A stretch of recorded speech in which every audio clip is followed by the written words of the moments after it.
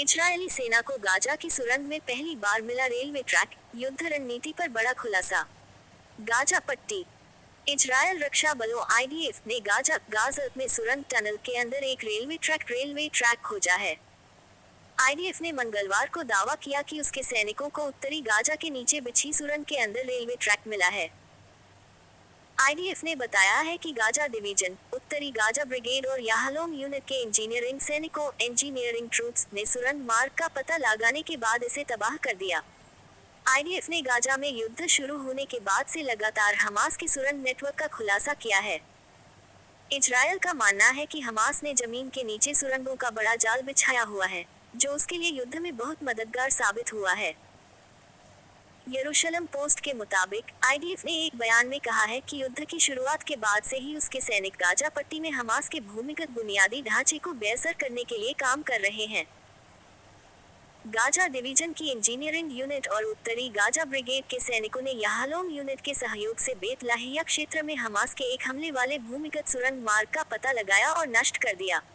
नष्ट हुए सुरंग मार्ग की लंबाई 1 किलोमीटर से अधिक है। इस सुरंग मार्ग का पता खुफिया जानकारी के आधार पर पिछले कुछ हफ्तों में पता लगाया गया और उसकी जांच की गई। सैनिकों ने सुरंग मार्ग के भीतर हथियारों, विद्युत बुनियादी ढांचे और एक परिवहन रेल की पहचान की। हमास की सुरंग नेटवर्क के बारे में जानकारी देने वाली एक हैंडबुक भी इजरायली सेना के हाथ लगी है। इससे इजरायली फौज को हमास के भूमिगत युद्ध की तैयारी का पता चला है। न्यूयॉर्क टाइम्स ने मंगलवार को एक रिपोर्ट में दावा किया कि गाजा पट्टी में आईडीएफ सैनिकों द्वारा खोजी गई 2019 की एक हैंडबुक बताती है कि हमास ने गाजा में भूमिगत अभियानों के लिए खुद को कैसे तैयार किया। हमास हैंडबुक में बताया गया है कि भूमिगत सुरंगों के भीतर कैसे काम करना है। रिपोर्ट के मुताबिक हैंडबुक में बताया गया है कि सुरंग के अंदर अंधेरे में चलते समय लड़ाकों को इंफ्रारेड से लैस नाइट विजन चश्मे की जरूरत होती है।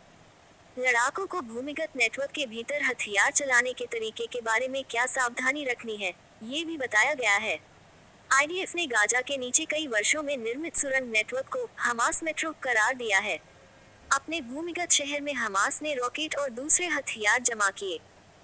इन स्थानों के भीतर सेना ने बनकर हमास कमांड सेंटर, रहने के क्षेत्र और विद्युत बुनियादी ढांचे भी तैयार किए हैं।